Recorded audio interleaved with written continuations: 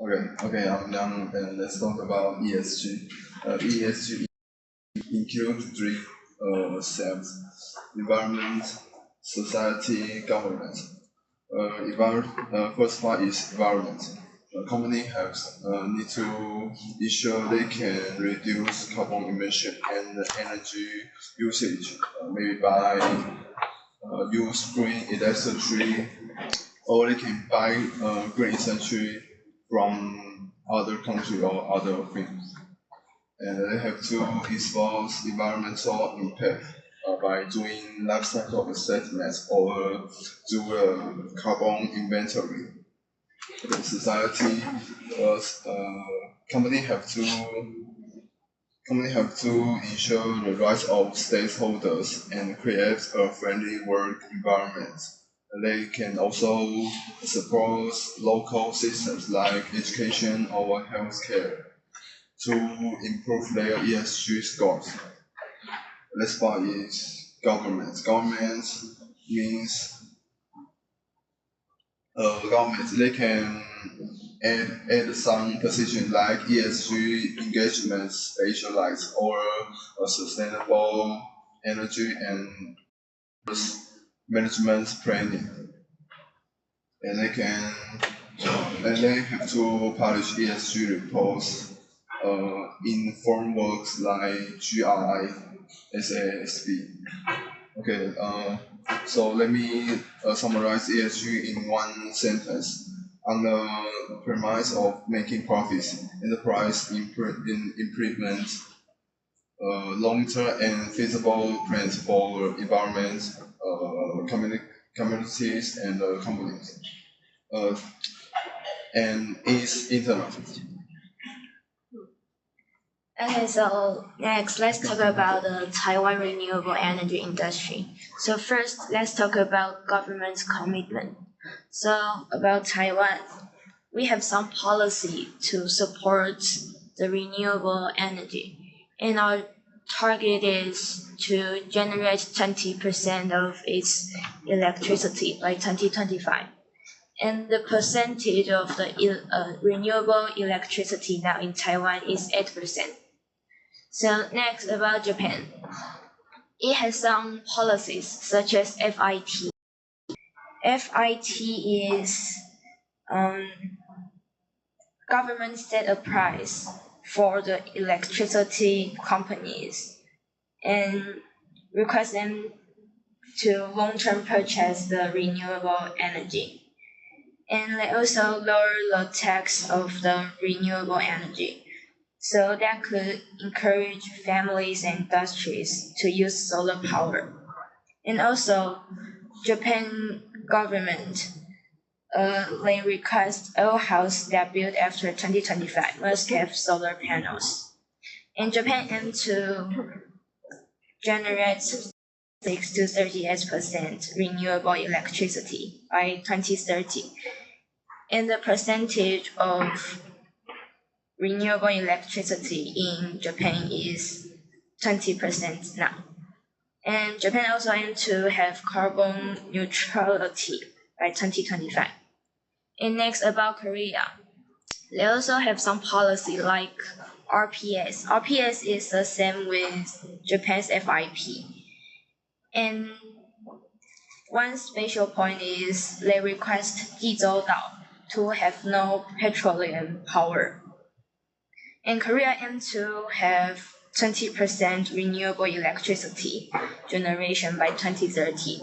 And the percentage of renewable electricity in Korea is 6 to 8%. And they also aim to have carbon neutrality by 2025. So next, let's talk about Taiwan's solar energy. So we have a policy which called 趸购费率, which means if you use the solar power, then government will pay for your electricity bill, which could encourage industries and households to use the solar energy. And the target of solar energy in Taiwan is to have 20 GW of solar capacity by 2025. And next, let's talk about wind energy in Taiwan. So our target is to have 5.7 GW capacity by 2025. And the advantage of wind energy in Taiwan is about our west coast, because our geographical conditions.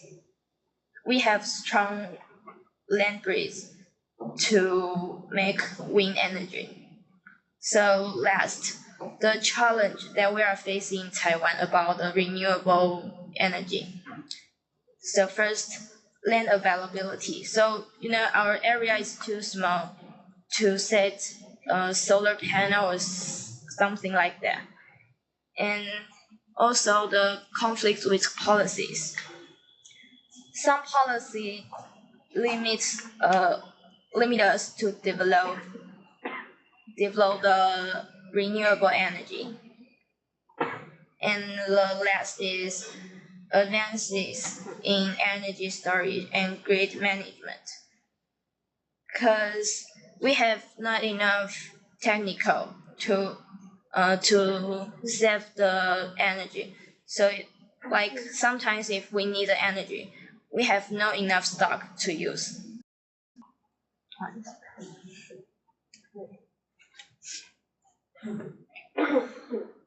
And let me share the report of the solar energy development in Taiwan. Taiwan benefits from the abundant sunlight despite its small area, making solar energy a promising source of renewable energy. Currently, Taiwan has achieved significant results. Key projects such as serving wind energy cities, the Croatian solar power plant, and the Taiwan Chifu solar field has boosted the country's solar capacity. Additionally, England boosts our solar market in order to encourage households and the companies to join. The government has provided corresponding research and support. However, challenges remain. Taiwan invests in sufficient grid integration and energy resource technology, which needs improvement to further advance, increasing the solar panel area and integrating with smart grid technology will be crucial. Solar energy presents a great opportunity for Taiwan, but addressing infrastructure strategy is key to achieve long-term sustainability. So I'm going to talk about the offshore wind power in Taiwan. And Taiwan is densely populated with limited space for onshore wind farms. So the suitable land for onshore wind farms have become increasingly saturated. Therefore, Taiwan should shift towards offshore wind power development. And there are three geographical advantages of Taiwan. The first one is 8 offshore wind farms globally ranked by wind speed are located along Taiwan's western coast. And the second one is the narrow shape of Taiwan Strait is like a trumpet, accelerating wind speeds, making it ideal for wind power generation. The third one is strong northeast monsoon in Taiwan, which provides consistency and stability for Taiwan to develop the offshore wind power. And then is RE100. If business who participate in the RE100 should achieve 100% renewable energy by 2050. So Taiwan should develop the green energy to let Taiwan can enter the industry chain. And then its current results. The first current result is for Formosa, which is the first wind power plant in Miaoli, and second one is